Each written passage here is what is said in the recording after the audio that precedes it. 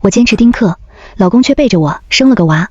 朋友聚会，他家1岁的小孩哭得撕心裂肺，我们几个手忙脚乱，季晨却很熟练地把孩子抱过去，轻拍着背，哼起了我没听过的童谣。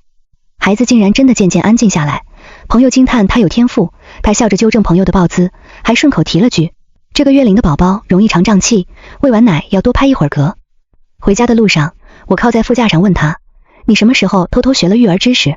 我这个丁克主义者都不知道。他目视前方，握着方向盘的手指动了动。公司里那帮奶爸天天在我耳边念叨，听得我耳朵都起茧子了，想不会都难。他腾出一只手捏了捏我的脸，怎么，怕我被洗脑，动摇了咱们的丁克大业？放心，说好2人世界，就只有我们俩。聚会结束后的第2天，我替季晨收拾换下的西装外套，准备送去干洗。一个硬物从口袋里掉出来，在木地板上发出清脆的声响，是个拨浪鼓，红色的鼓面画着一个笑脸娃娃，很新的东西，边角都没有磨损。我捡起来捏在手里。季晨从浴室出来，头发还在滴水，他看到我手里的东西，眼神有一瞬间的停顿。哦，这个。他走过来，语气轻松地拿走拨浪鼓，王涛那小子的，昨天抱着他家娃，估计是小家伙自己塞我兜里的，回头还得给他送回去，真麻烦。他的解释无懈可击，我点点头，那你记得还给人家。忘不了。他随手把拨浪鼓放在玄关的柜子上，转身去拿吹风机，那个位置是我们专门放钥匙和零钱的地方，出门时一眼就能看到。他考虑得很周到，可我的心却像是被什么东西轻轻折了一下，泛起细密的不适。几天后，我核对这个月的信用卡账单，一笔消费记录跳进我的眼睛。爱婴堡母婴生活馆，消费金额8899元，日期是上周3。我记得那天，季晨说他去拜访一个重要客户，晚上我问起账单的事，他正坐在沙发上看财经新闻，头也没抬。哦，给我妈买了个按摩仪，她最近总说腰疼。在母婴店买按摩仪？我问。他终于把视线从电视上移开，看着我笑了。你傻啊，那种店什么都卖，保健品、老年人用的器械多着呢，主要是离客户公司近，顺手就买了。他起身走过来，从背后抱住我，不信明天回家问咱妈，看她用着舒服不舒服。温热的呼吸喷在我的耳廓，我浑身僵硬。结婚3年，他从没用这种哄骗的语气和我说过话。深夜，我躺在床上，毫无睡意。季晨睡得很沉，呼吸均匀。他放在床头柜上的手机屏幕突然亮了一下，静音模式下只有微弱的光，一行消息预览浮现在屏幕上。物业张姐，宝宝又发烧了，39度，你快过来。后面跟着一个流泪的表情符号，我的心脏猛地一沉，像是坠入了冰窟。我们住的小区物业经理是个50多岁的男人，根本不姓张。我用季晨的手指解开了手机锁，他的指尖温热，而我的手冰得像一块铁。我点开那个名为物业张姐的对话框，没有备注，只有头像，是一个女人的自拍，长发披肩，眉眼温柔，聊天记录没有删干净，往上滑是铺天盖地的孩子，刚出生的，满月的，会笑的，会爬的，每一张照片下面都有季晨的回复。辛苦了，今天乖不乖？我明天过来。再往上是一段视频，一个女人抱着婴儿，轻声说，宝宝，快叫爸爸。婴儿咿咿呀呀吐着口水泡泡。视频里的背景是一间陌生的公寓，但窗帘的花色我认得，是去年季晨出差说他很喜欢拍给我看的样品。我当时还笑他一个大男人喜欢这么花哨的东西，原来不是他喜欢，是另一个女人喜欢。我退出去，点开那个女人的朋友圈，她叫洛青。朋友圈里她是一个坚强又乐观的单亲妈妈，虽然辛苦，但看到你的笑脸，一切都值得。配图是婴儿的睡颜，宝宝，妈妈会给你双倍的爱。配图是她抱着孩子在儿童乐园里玩，看似独立的宣言下，却藏着无数蛛丝马迹。一张她在家吃饭的照片，手边放着一个杯子，是我送给季晨的定制款，上面刻着她的名字缩写。一张她抱着孩子的自拍，背景里的沙发上随意搭着一件男士衬衫，袖口的纽扣是季晨最爱的那套贝母袖扣。最新的一条是3个小时前发的，来生我一定选你。下面有一条评论是季晨点的赞。那一瞬间，我感觉不到愤怒，也感觉不到心碎，只有一片空白。脑子里所有关于未来的美好构想，关于我们2人世界的约定，都碎成了粉末。我关掉手机，放回原处，整个过程我的手没有一丝颤抖。我打开自己的笔记本电脑，没有哭，也没有闹。我搜索了本市最好的离婚律师，发了一封咨询邮件，然后我开始整理我名下的所有资产，存款、基金、房产。手机屏幕亮了一下，是大学好友裴玉发来的消息，最近还好吗？我心烦意乱，没有回复。我是个丁克，我的人生规划里从来没有孩子这个选项。季晨求婚的时候，我把这一点说得清清楚楚，他当时握着我的手，眼神真挚。他说他爱的是我，不是一个会生孩子的子宫。他说有没有孩子都无所谓，有我就够了。我信了，现在想来真是天大的笑话。第二天早上，阳光很好，季晨像往常一样在厨房里忙碌，香气从门缝里飘进来，是吐司和煎蛋的味道。他端着早餐走进来，脸上是完美的丈夫式微笑。老婆，起床了，今天给你做了爱心早餐。他在我额头上亲了一下，我闻到他身上熟悉的古龙水味，混杂着一丝若有若无的奶味，胃里一阵翻江倒海。我忍住了，好香啊！我坐起来对他笑，镜子里我的脸有些苍白，但笑容很甜。快吃吧，今天我们不是约好了去看新上映的电影吗？他把餐盘递给我。我期待了好久。我小口小口地吃着吐司，味同嚼蜡。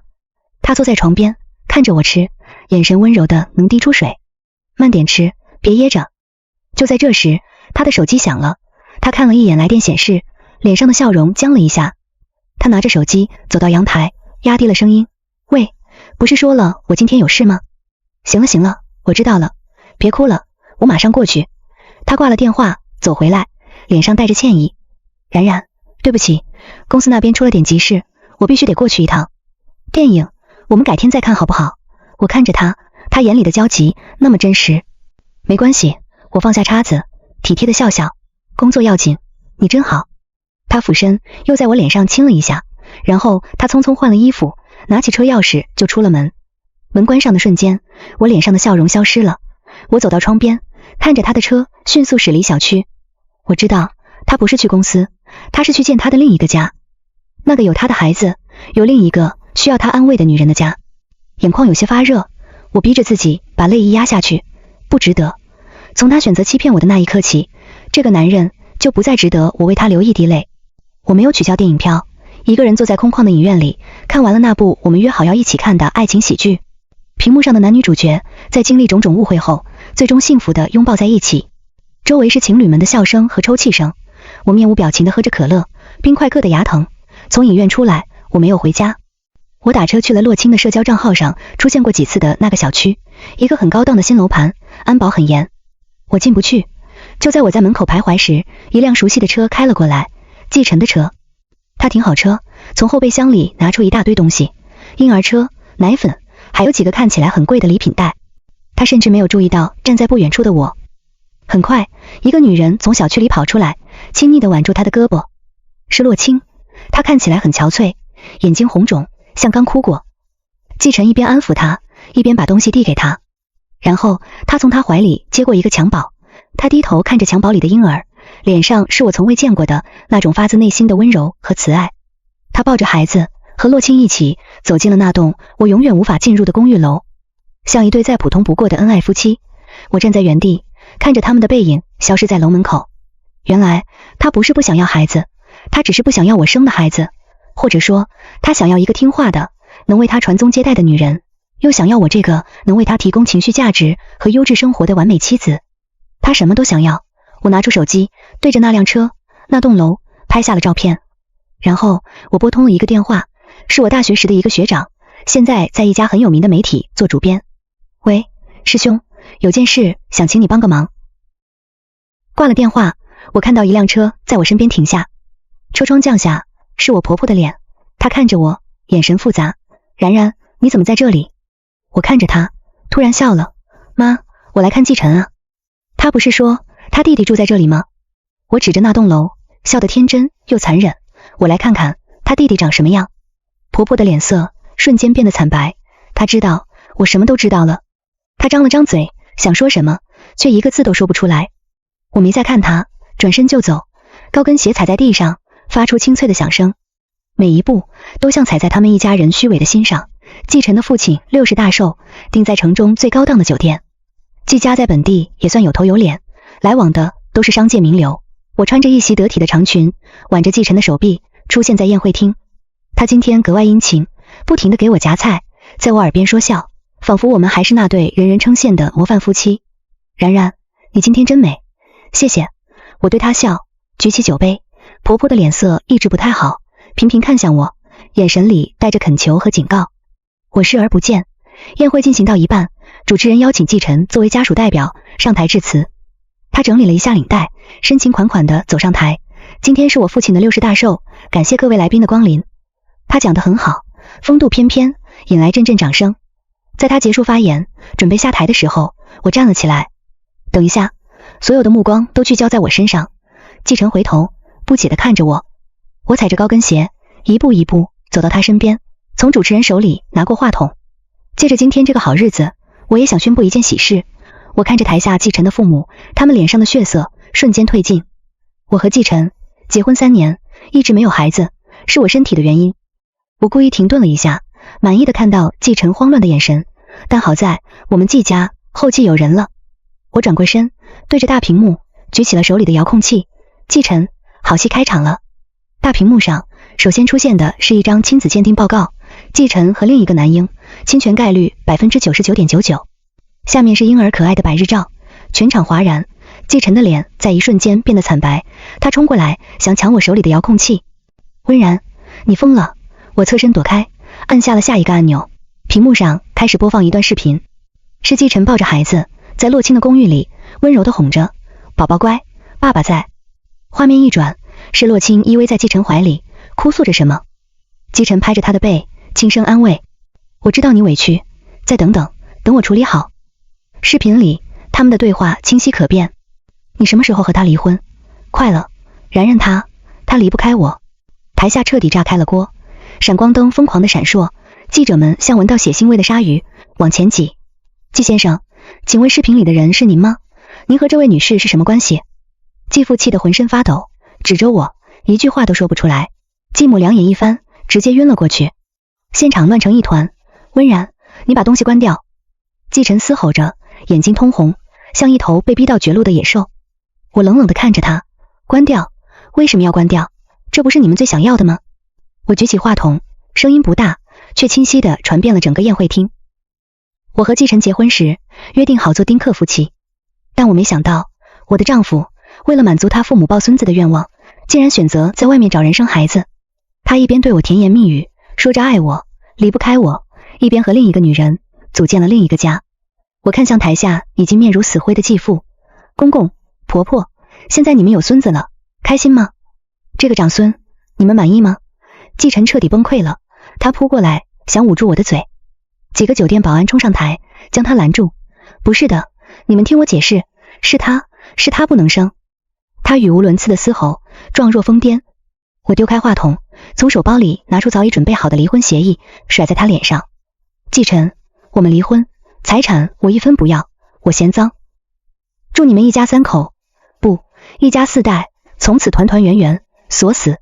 说完，我转身，在所有人的注视下，一步一步走下舞台。经过我大学学长身边时，他对我比了个大拇指，然后护着我，在保安的开路下，离开了这个令人作呕的地方。走出酒店大门，外面的空气从未如此清新。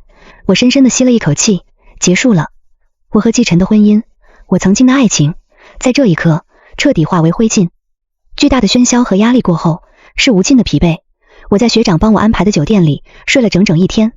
醒来时头痛欲裂，手机上有无数个未接来电和信息，有季晨的，有他父亲的，还有很多陌生的号码。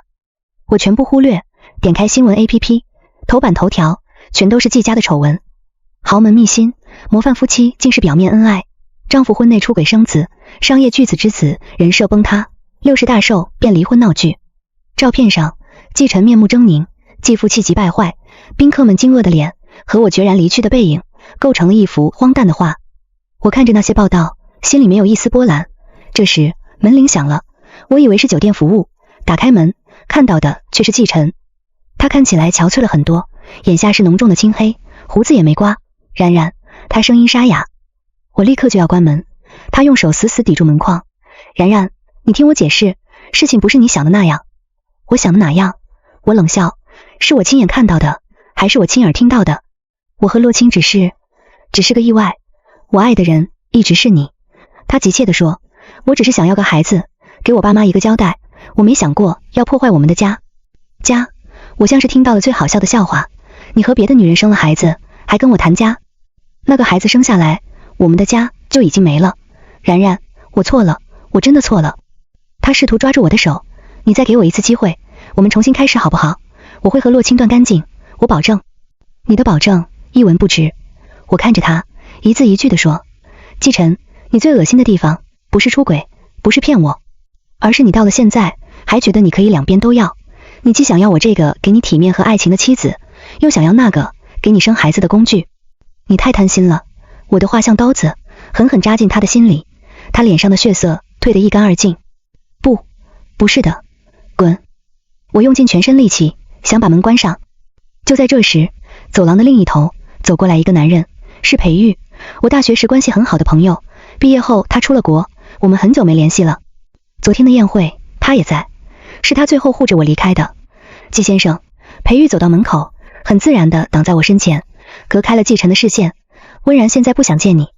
他的语气很平静，但带着不容置疑的力量。季晨看着他，眼神里充满了敌意。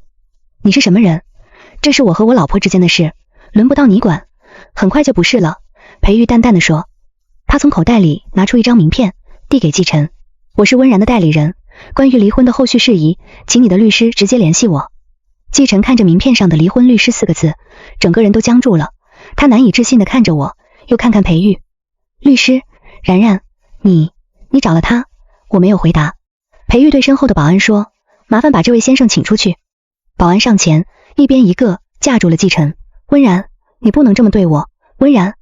他的喊声在走廊里回荡，直到被电梯门彻底隔绝，世界终于清静了。我靠在门上，全身无力。裴玉转过身，看着我，还好吗？我摇摇头，又点点头。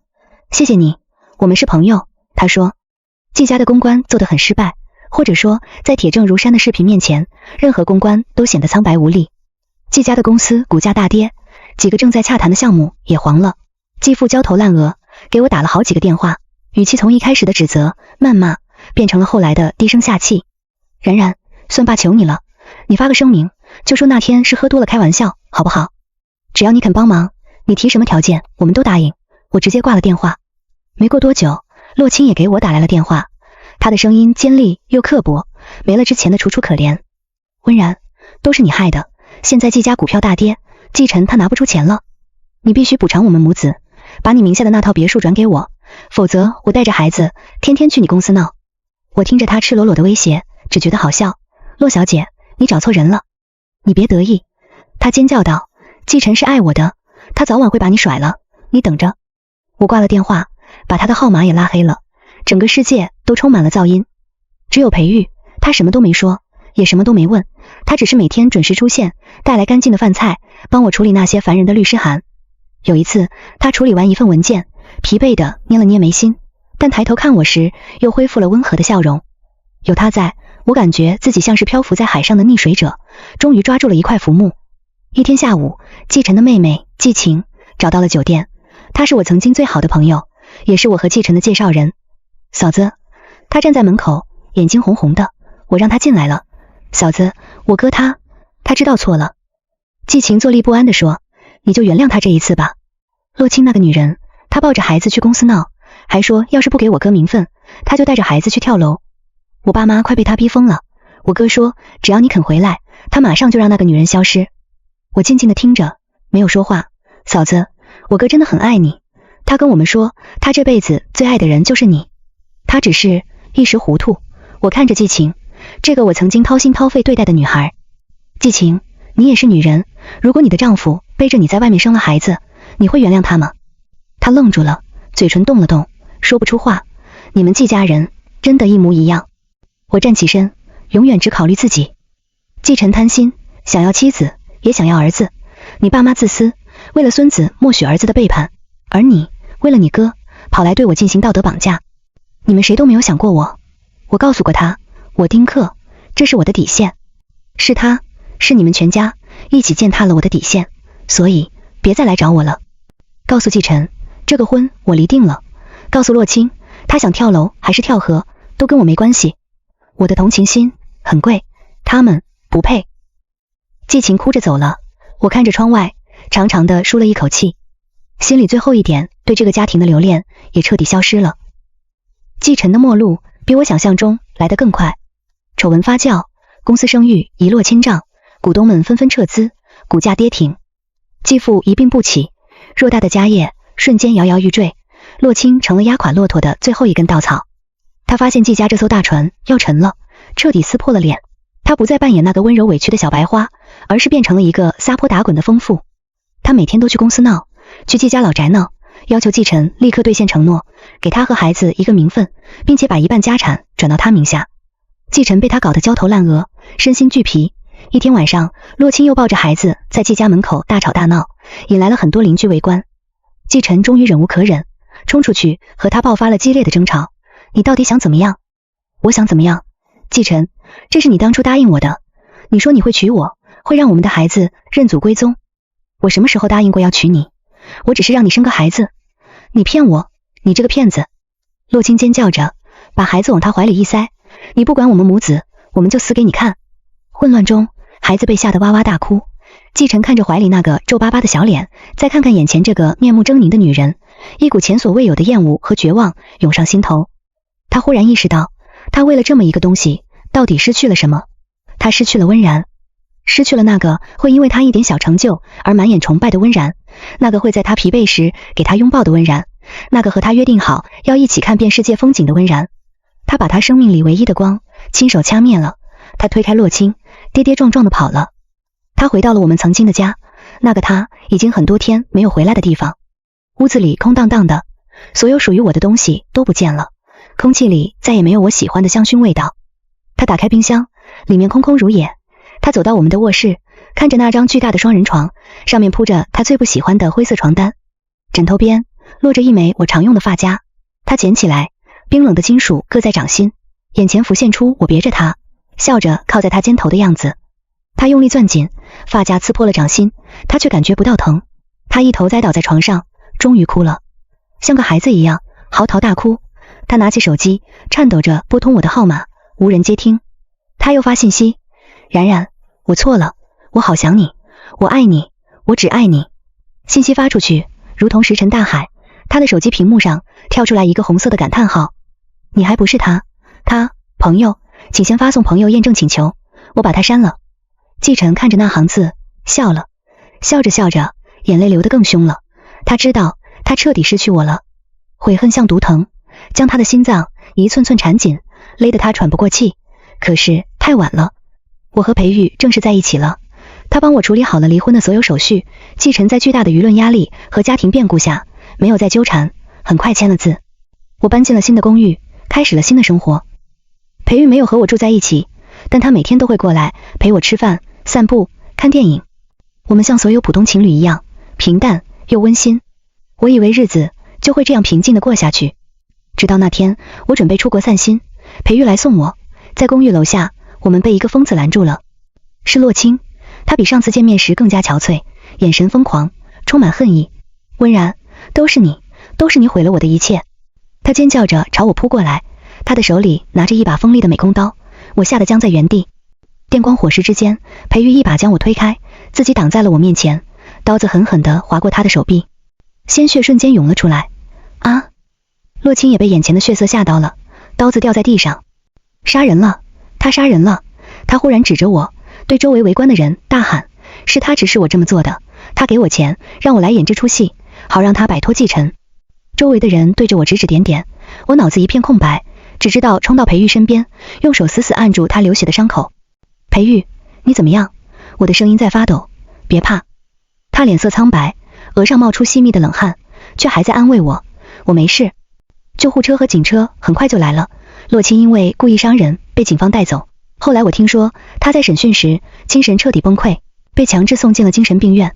那个他当成筹码的孩子也被社会福利机构带走了。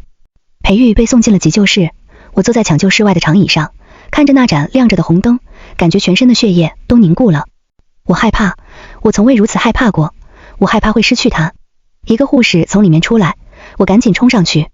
医生，他怎么样了？病人失血有点多，但没有生命危险。不过，护士看着我，你是他女朋友吧？他以前是不是受过很严重的伤？他的身体底子很差，这次的伤可能会让他恢复得很慢。我愣住了，我想起大学时有一次，我为了赶论文，在图书馆低血糖晕倒，也是他第一个发现，背着我冲向医务室。可那时我的眼里只有季晨，只当他是热心的好朋友。抢救室的灯灭了，裴玉被推了出来，我看着他苍白的脸和手臂上厚厚的纱布，眼泪再也忍不住。他醒来，看到我，勉强扯出一个笑，别哭。他抬起没受伤的手，想帮我擦眼泪，不好看了。我握住他的手，贴在我的脸上，问他护士说的话。他沉默了片刻，才轻声说，我结婚那天，他赶来参加婚礼，路上为了躲一个闯红灯的小孩，出了车祸，心脏像是被一只无形的手狠狠攥住，疼得我无法呼吸。他瞒着所有人，一个人在医院躺了半年，差点没救回来。我问他为什么不告诉我，他看着我，眼神温柔，带着自嘲，我不想让你有负担。那时候你那么幸福。我的眼泪掉得更凶了。原来在我自以为是的幸福背后，有人为我付出了这么多。我亏欠他的太多了。我俯下身，在他额头上印下一个吻。裴玉，我哪儿也不去了，我欠你的，用一辈子来还。他看着我笑了，眼睛里是漫天的星光。好，5年后，巴黎塞纳河畔的一家露天咖啡馆，阳光正好，微风不燥。一个扎着羊角辫的小女孩正努力地用小勺子挖着面前的冰淇淋。妈妈，这个好好吃。她抬起头，对我露出一个沾满巧克力的笑脸。我笑着抽了张纸巾，帮她擦嘴，慢点吃，没人跟你抢。爸爸和哥哥怎么还没回来？她嘟着嘴问。话音刚落，2个高大的身影就出现在了街角。裴玉牵着一个7、8岁的小男孩向我们走来，男孩手里拿着一束刚买的鲜花，送给世界上最美丽的女士。小绅士把花递给我，我笑着接过，谢谢我亲爱的骑士。裴玉在我身边坐下，单手把我揽进怀里。在聊什么？这么开心？在说你坏话。我靠在他肩上，由衷的感到幸福。是的，我没有坚持丁克，在遇到对的人之后，我发现原来和一个相爱的人生儿育女是这样一件幸福的事情。就在这时，我感觉一道视线落在我身上，我下意识地抬头望去。